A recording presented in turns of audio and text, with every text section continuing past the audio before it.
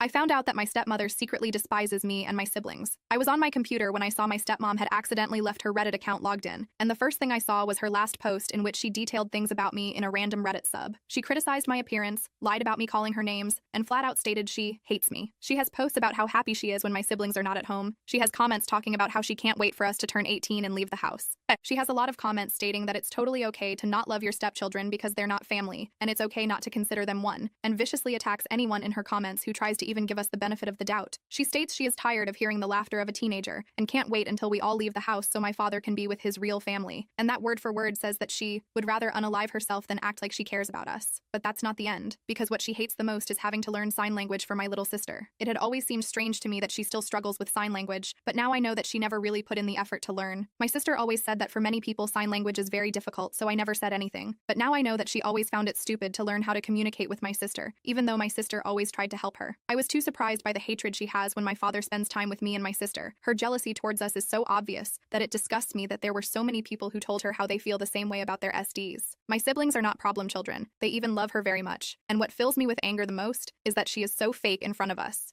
Do you know the number of times I offered to babysit my half-brother so she and my dad can go on a date? All those times she refused to let me take care of him. But now I saw comments that she left about how I am living at my father's house and I don't help her at all, only for other people to respond saying that she should give my father an ultimatum to make me leave because I'm too old to live with him and he has a new family. I cook my food, do my laundry, I help my father pay the bills while she doesn't, and normally only come home on the weekends because I'm doing a police academy almost full week. It was my father who told me to move back with him, so that when I come back from the academy on Friday nights it will be a shorter trip. She says weird things about my interactions with my father, saying that it is not normal for me to hug him very tight and that I should know my place. He is my father. What the hell wrong with her? I'm so disgusted. I have the comments. I have the post. I have even comments formed years ago and I will use them. I don't care. Update. I told my dad that I was staying at a friend's house when I left the academy, but I actually went to my mom's house and told her everything. She doesn't even know what Reddit is. That site isn't used too much here, but I translated the comments and posts for her. I showed her the videos and my mom was furious. I explained to her that in the comments my stepmother also made comments and posts complaining about my mother being that they have always had a cordial treatment, but still my SM was lying saying that my mother was troublesome. No one in the comments said anything. Everyone supported her, and they recommended that she should move far away with her legal family, far away from the problematic BM and kids. First we told my brother, who was also upset and said that she was a fake, but that he has seen her ignore my sister and pretend that she does not see or hear her a lot of times. He explained that like me, it also seems strange to him that SM has not yet learned sign language. My siblings spend a lot of time at my father's house, just like English or Spanish. Sign language is much easier to learn if you live with someone who uses it every day. Therefore it is strange that SM doesn't use it.